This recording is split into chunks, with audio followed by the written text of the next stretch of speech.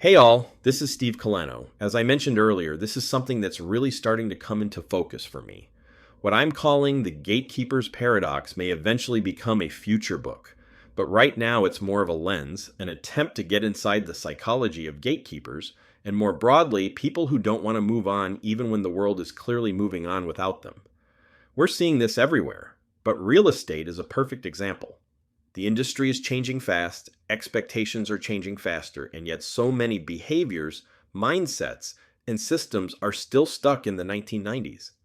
This isn't about blaming anyone.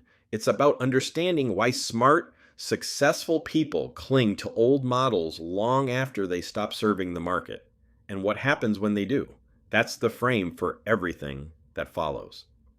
Welcome to Confidential Remarks.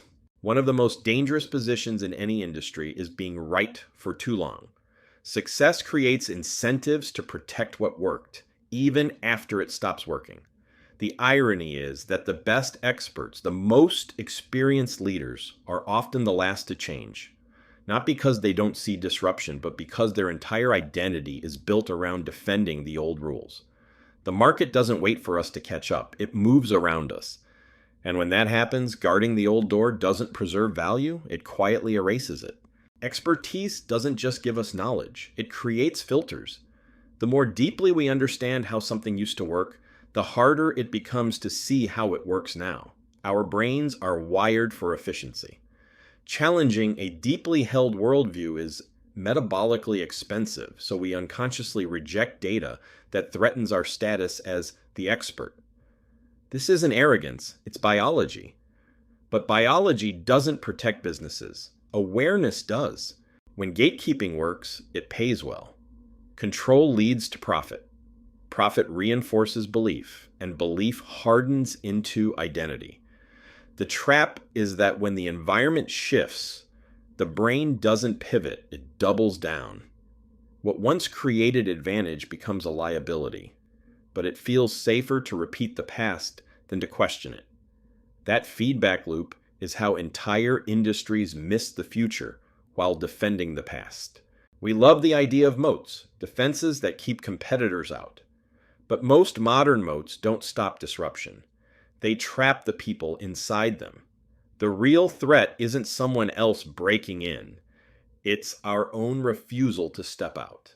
Locking yourself in may feel like protection, but it guarantees irrelevance. Gatekeeping only works in a world of scarcity. When information was rare, access had value. That world is gone. We now operate in abundance, where access is free and speed is expected. When information becomes infinite, charging for the gate no longer makes sense. The monopoly didn't end because of competition. It ended because the environment changed. For decades, the key was exclusive access, special knowledge, insider control. Today, the consumer already holds the master key. Technology gave it to them. When you try to sell access to someone who already has it, the value proposition collapses. You can't charge people for what they already own. This isn't a war against competitors. It's a war against transparency. And transparency always wins. Opacity erodes trust.